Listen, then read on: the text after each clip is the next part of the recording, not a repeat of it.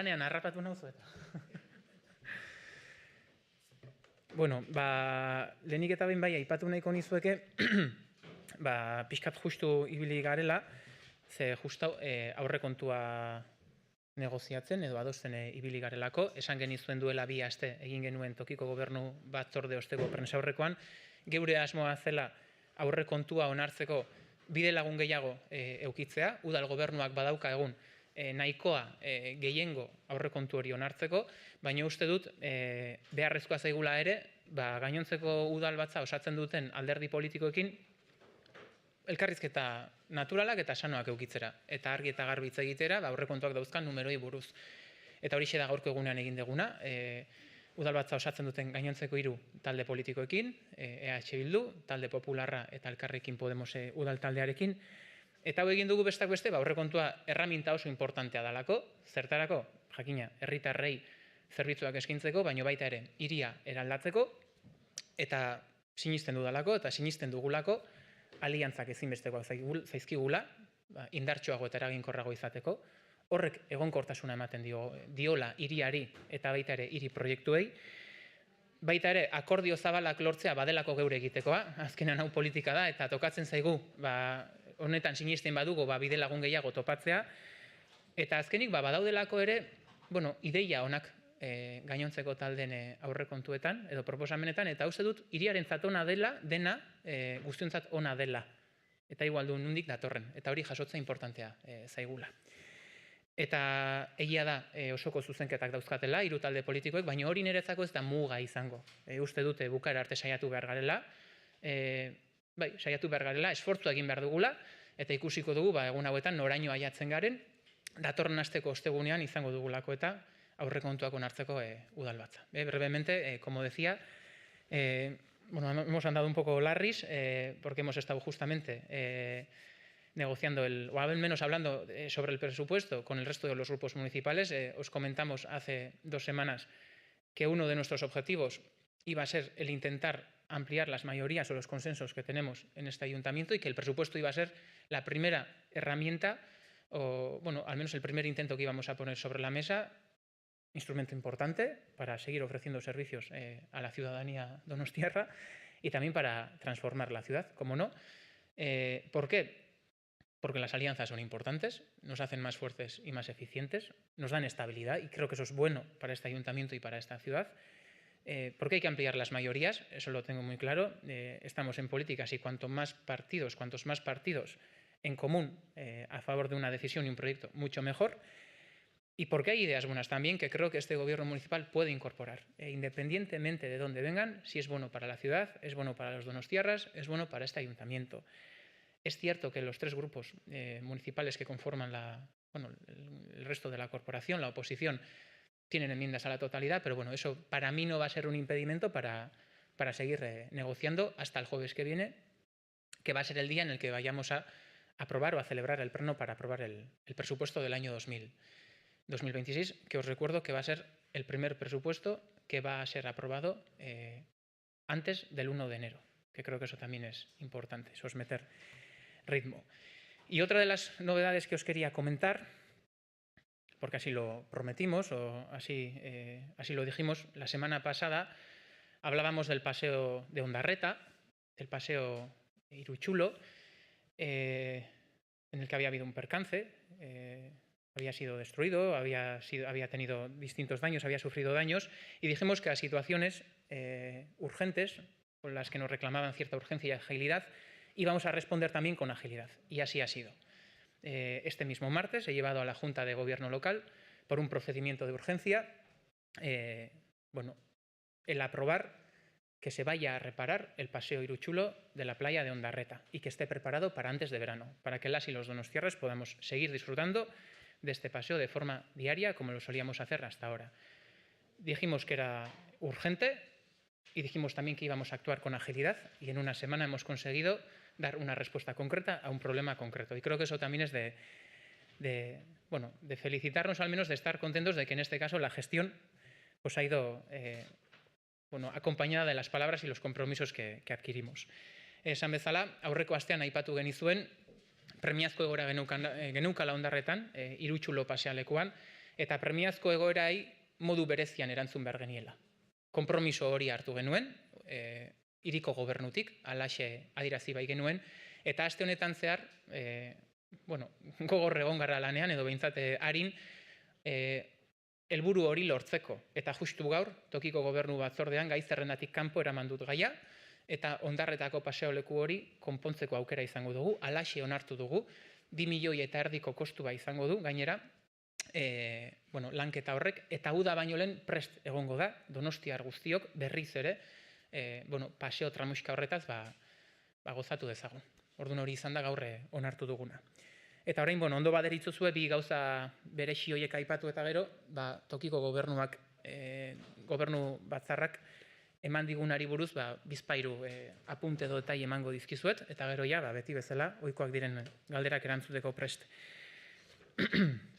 Gaurko tokiko gobernu batzordean, bereziki, nola ez, Donostia ronbizi kalitatea hobetzea geneukan helburu, eta hori egin dugu, kalidade urbanoa hobetuz. Eta hauek izan dira, bereziki ingurumen kalitatea, eta oinezkoen baldintzak hobetzera bideratuak dauden erabakiak hartu ditugu. 3 proiektu edo 3 erabaki behintzat azpimarratzeko, lehen da bizikoa Morlans eta Lugaritz batzen dituen tunelean hobekuntzak, onartu ditugu, 381 milioi euro, hori da, obra honen edo lanketa honen kostua, eskaera handia zegoen, bizilagun, baina oro har Donostiarron aldetik, Lugaritz eta Morlans lotzen dituen tunel hori oinezkoek ere erabiltzeko. Urteetan zehar izan da udal honek jaso duen eskaera, eta azkenean lortu dugu eskaera honi erantzutea. Orduan, zer egingo dugu? Ezker eskubi dagoen gune horietan, oinezkoentzako metro tarteko bidea zabalduko da. Jakina, txirringak, bizikletek izango dute aukera, orain arte bezala, aurrera eta atzera ibiltzeko, baina oinezkoek ere izango dute aukera, tunel hortatik, eta Lugaritz eta Morlans batzen dituen edo elkartzen dituen tunel hori erabiltzeko. Horretarako beharrezkoa izan da, jakina, seinaletika hobetzea, azkenean hor bizikidetza bat emango delako, eta baita ere segurtasuna, eta hori telefono estalduraren bitartez burutuko dugu. Orduan, hori behintzat Lugaritz eta Morlans eta oinezkoen kalidadeari dagokionez. Kasu honetan, 4 hilabeteko epea izango dute lan hauek. Bigarrena Urgulmendia izan da, Urgulmendiko landareria eta paisaia, 485.000 euro. Zertarako, Urgulmendiko landareria guztia txukuntzeko, eta baita ere Urgulmendian daukagun ondarea zaintzeko. Azkenean gaztelu zarra hor daukagu, baita ere geure harresi historikoak, Espanotxi harresia besteak beste, hiri honek daukane harribitxi nagusienetakoa, eta azkenean, egingo duguna izango da, Urgulmendiak merezi duen, txukuntze eta egokitze lanak gauzatzea, eta baita ere bidexka batzuetan hobekuntza batzuk. Eta horrek aukera emango digu, geure paisaiaz eta geure inguru giroaz, lasaiago gozatzeko aukera. Emango digu esan bezala, hori ere badelako, bizi kalitatean, kalitatezko gune libreak lortzea, hortara bideratu egonda. Behintzat, erabakia, eta kasu honetan urtebeteko denbora izango dute lanketa hauek. Hainbatekoak dira, sastrakak kendu, esan bezala harresiak garbitu, zuhaitz batzuk kendu, beste batzuk landatu, hauek daukaten egoera dela eta. Eta azkena, eta hau berezia da Altzan. Arriberri-Oleta eta Berrako egoitzaren artean dagoen lur eremu hori konpontzea edo behintzat amiantoa estaltzea. Ondo dakizuen bezala, hau polemika edo zalaparta dexente sortu zuen gaia izan zen, erantzuna eman zitzaion, baina erantzuna oraindik ez da bukatu, eta horren adibide bikaina da, oraindik ere geratzen da egiteko, hau 4. itema da, ondo dakizuen bezala lurzoru mota hauek klasifikatuta zeuden, hau 4. da, oraindik 5. geratzen zaigu, baina hori konpontzeko konpromiso horrekin aurrera jarraitzen dugu, eta 1,4 milioi euro bideratuko dira horretara. Eta 10 hilabeteko epemuga izango du lanketa honek. Eta gainontzeko gunetan egindan bezala, estali egingo da, txukundu, gero bertako bizelagunek lasai asko erabili dezagun lur eremu hori. Behintzat horiek izan dira nagusiki azpimarra merezi duten erabakiak. Bueno, brevemente, como decía, los temas habituales de la Junta de Gobierno, a destacar tres, hoy tres os voy a destacar, aquellas que van dirigidas o destinadas a mejorar la calidad urbana de la ciudad y sobre todo la calidad de vida de las y los donostiarras. La primera sería el adecuar el paso que une, el túnel que une Morlans con Lugariz. Era histórica y han sido muchas las peticiones que ha habido para que los peatones también pudiéramos usar el túnel que conecta Morlans con Lugariz y por fin se le ha dado respuesta a esa demanda. Esto va a ser un trabajo que va a durar 4 meses aproximadamente y un coste de 381.000 euros. Las bicicletas van a poder seguir usando el túnel de forma normal, pero lo que se abre es la posibilidad, ampliando los lados, para que los peatones también puedan andar de un lado para el otro. Y para esto ha sido necesario, por supuesto, adecuar la señalética y también la cobertura dentro del propio túnel. El segundo punto es la mejora en el Monte Urgul. Al final estamos hablando de un espacio libre de la ciudad de calidad, un parque urbano, una joya en la ciudad. En este caso son 495.000 euros, es la cantidad económica que se va a destinar. ¿A qué? Pues a plantar nuevos árboles, a podar otros que están en mal estado, a quitar también maleza y, como no, a limpiar las murallas históricas que tenemos en la ciudad, del antiguo castillo del Monte Urgul, y es a lo que se va a destinar esta cuantía económica, casi 500.000 euros durante los 12 meses del año. Trabajos que se van a ir haciendo poco a poco durante el próximo ejercicio.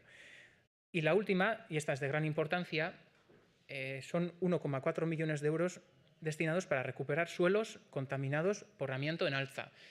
Este es un trabajo que se lleva realizando desde hace años. Desde la construcción del polideportivo se ha hecho un trabajo progresivo para ir recuperando terrenos.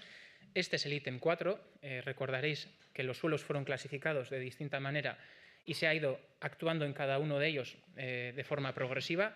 Este es el cuarto, que daría el quinto, que vendrá también en breve. Y la idea es actuar como en el resto. Es decir, cubrirlo, taparlo y que luego quede abierto y de uso público para las y los vecinos del barrio de Alza. Esto es importante y este entorno queda poco más o menos, para que os hagáis una idea, entre Arriber y Oleta y la residencia de Berra. Estos han sido los temas a destacar en esta Junta de Gobierno. Eta, bueno, hemendik aurrera, galderarik edo baldin badaukazue, erantzuteko prese naukazue. Eskerrik asko. Una pregunta pequeña. La Asociación de Amigos, una asociación católica, va a celebrar una misa a la que presidida por el obispo en la capilla bajo el Sagrado Corazón para conmemorar el 75 aniversario. Finalmente, el ayuntamiento va a hacer algo, sí o no, y luego si algún representante municipal, usted u otros, acudirían a esa misa del domingo. A la Asociación de Amigos del Sagrado Corazón están durante todo este año organizando o celebrando los 75 años de la construcción, y son distintas las actividades que han organizado. La primera es este viernes, que es un concierto en la iglesia de Santa María con el Orfeón Donostiarra, al que yo personalmente voy a acudir a ese concierto. Es verdad también que hay una misa el domingo, como bien has comentado. No te puedo decir si va a haber representación municipal porque no lo sé. Y luego también es verdad que, además de eso, han hecho un trabajo histórico y riguroso con Javier Sada.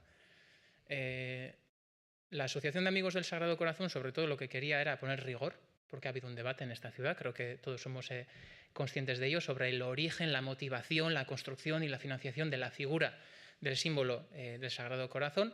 Y Javier Sada ha puesto negro sobre blanco en este caso y va a publicar un trabajo en el que se recogen los orígenes y las motivaciones de esa figura. Creo que eso sí es de agradecer a la asociación, porque han hecho un trabajo riguroso y lo que quieren sobre todo es poner luz a este debate que ha habido.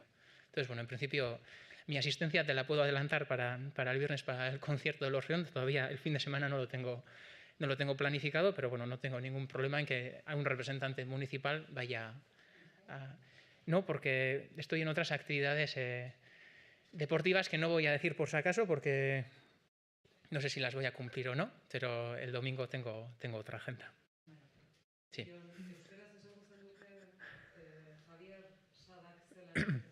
Bai, a ber, 75 urte dira, okerrez baldin banago, ezta, bai, Jesusen bihotza eraiki zela, Eta hain badira elkarte honek antolatu dituen jarduerak. Ostiral honetan, Orfeoiak Santa Maria Elizan Basilikan eskainiko du kontzertua, bertan izango naiz, ez dut arazorik hori aitortzeko.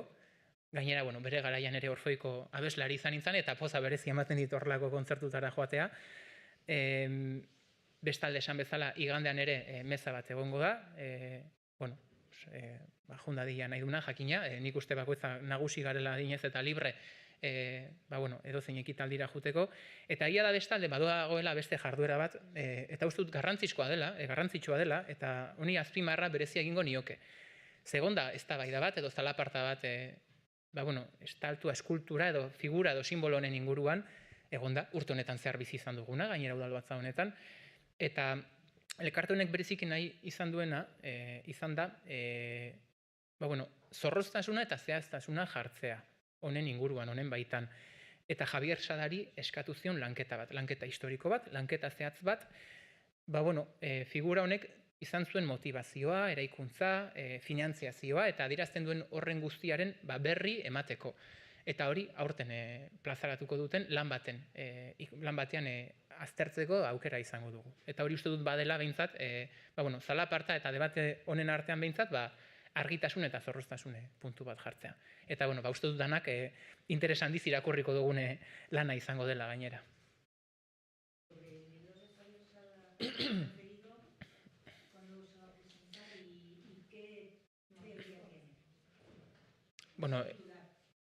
No lo sé porque no lo he leído, estaré interesado, al menos lo leeré con bastante interés. Creo que tenían la idea de sacarlo a final de este año, pero creo que estas preguntas sobre Javier Sada y el libro y la publicación, creo que la propia asociación tiene intenciones de convocar una rueda de prensa esta misma semana y seguramente ellos van a responder muchísimo mejor a todas las preguntas, al menos referentes a su conmemoración.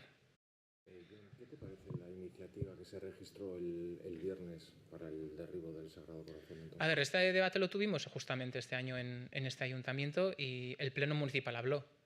Y creo que la respuesta fue bastante clara. El Sagrado Corazón ahí sigue y por lo que parece ahí seguirá. Yo creo que, y por eso también creo que es importante hablar con claridad, con rigor, y eso es lo que nos va a presentar, entre otras cosas, el trabajo de Javier Sada. Pero no me gustaría a mí reabrir debates que ya están cerrados, porque este ayuntamiento este año, en un pleno municipal, decidió que el debate del Sagrado Corazón estaba cerrado, al menos en lo que respecta a la representación de las fuerzas políticas de esta ciudad. Punto. Bai. Uda baino lehen izan zen, antes de verano creo que estuvimos hablando de ello. Bai, a ber, udal honek aurten eztabaidatu du gai honen inguruan, eta udalbatza osatzen duten indar politiko desberdinek adostu zuten gauza izan zen debatea itxita zegoela. Mozio bat bidali zen erodaraman zan plenora, ez zuen adostasunik lortu, eta dagoeneko, edo behintzat guri dagokigunez, debate hori ez dago mai gainean. Eta esan bezala, zorroztasuna eta zehaztasuna lan historiko horrek ekarriko digu. Bai. De urgencia, baina uste dala de emergencia, lo de las obras de Ondarreta. Bai, emergencia. Bai, ¿nos puedes decir, y un poco en qué van a consistir esas obras? Bai, segundu bat, Bai. Bai, larrialdi prozedurara, euskaraz larrialdi prozedura esaten zaio, eta castellanoz procedimiento de emergencia, hoi da, bai. A ver, y lo que tienen es un coste de 2,6 millones de euros y al final lo que le ocurre a ese paseo, que de esto también ya estuvimos hablando la semana pasada, es que es terreno ganado a la playa. Tanto los voladizos de la Concha como este propio paseo están construidos sobre la arena. Son estructuras huecas. Al final que lo que hacen es ganar para la ciudadanía un paseo que no existía. Y por lo tanto, como son huecas y el mar ha ido entrando y saliendo, pues ha quitado arena y demás, y ahora la idea sí es...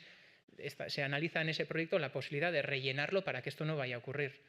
Evidentemente se hace este trabajo para que quede consistente y para que perdure en el tiempo, pero bueno, parece que lo que se le quita a la naturaleza, pues la naturaleza nos lo vuelve a reclamar en este caso.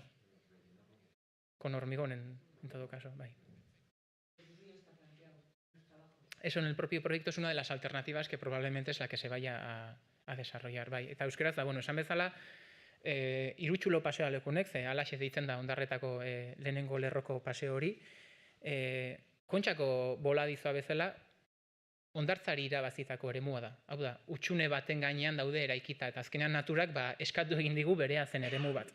Eta utxik zegoenez, azkenean itsasoaren joan da etorriak, atera egin du bertan zegoen hondarra, eta horregatik erori zaigu. Eta bestak beste, proiektu honetan, 2,6 milioi euroko kostua duen, edo aurrekontua duen proiektu honetan, aurre ikusten den gauzetako bat, eta ziurrenik halaxe izango da hori betetzea.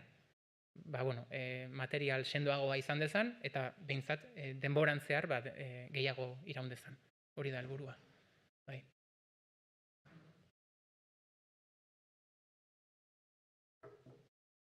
Galderarik, ez? Eskerrik asko eta barkatu berriz ere berandu aiatu izan.